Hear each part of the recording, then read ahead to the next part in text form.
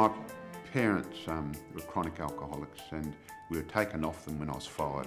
George Jones, one of Australia's most influential mining leaders, laying bare a childhood he credits for where he is today. I was in a couple of different institutions, but finally finished up in Parkerville when I was 8, and I stayed there till I was 15. He's softly spoken and reluctant to talk about his many achievements and awards in the finance and iron ore industries, keeping his speeches for the boardroom and AGMs. Now George Jones is going public at every opportunity to raise awareness and funds for Parkerville.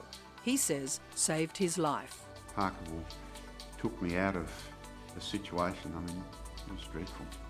And gave you home, fed, clothes. As a young ward of the state, this is where he called home. My family was Parkerville.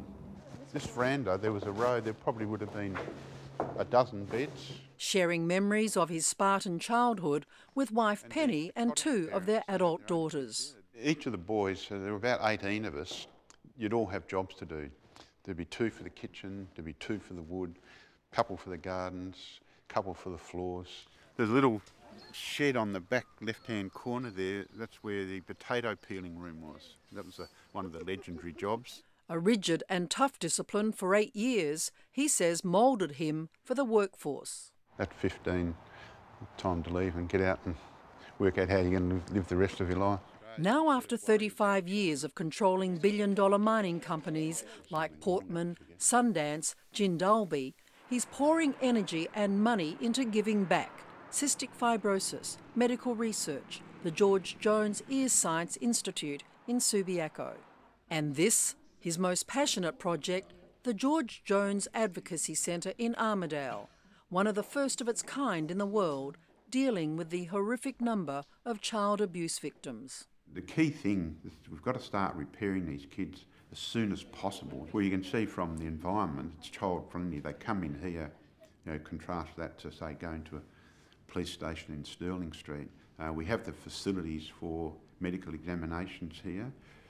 We have an arrangement with Princess Margaret. We have paediatricians here. We can take them immediately.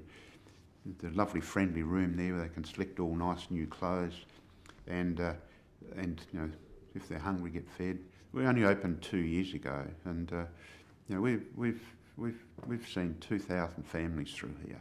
Where did they all go before we came here? This unique centre has been heavily supported by Lottery West. Well, the lotteries contributed significantly to this building, and they're always helping with various programs, computer systems, some work we're doing restoring the campus at Parkerville. Lottery West this month celebrating its 80th birthday, the only lottery in Australia and one of the few in the world where the proceeds raised from lottery products are returned directly to the community.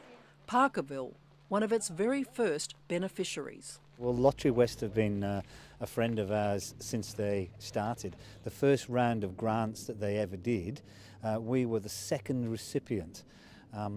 £200 is what we got, which if you think back 80 years ago is a lot of money. Parkerville CEO Basil Hanna says Lottery West has been a lifeline. They give us hope to go away and try and achieve something, and that's really important for organisations that are working in the community sector. George is pivotal to our success. He's been around for about 12 years on the board and chairman of the investment group. But probably the most important thing that George does to us is the advocacy that he has for the work that we do. And it's that advocacy that is dependent on a close network of valuable contacts that keeps George Jones keeping on. I'm 70 next year, but I want to stay active. One, because you can't stay home all day. I'm not a very good golfer. I'm taking over as the chairman of the WACA at the end of July, and I'm a cricket fan nut. And I want to stay connected to business to help the WACA as well.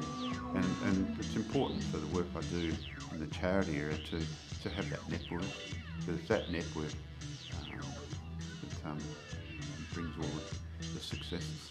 I think everyone's got to give back. West Australians are pretty good at it, but we've still got a long way to go.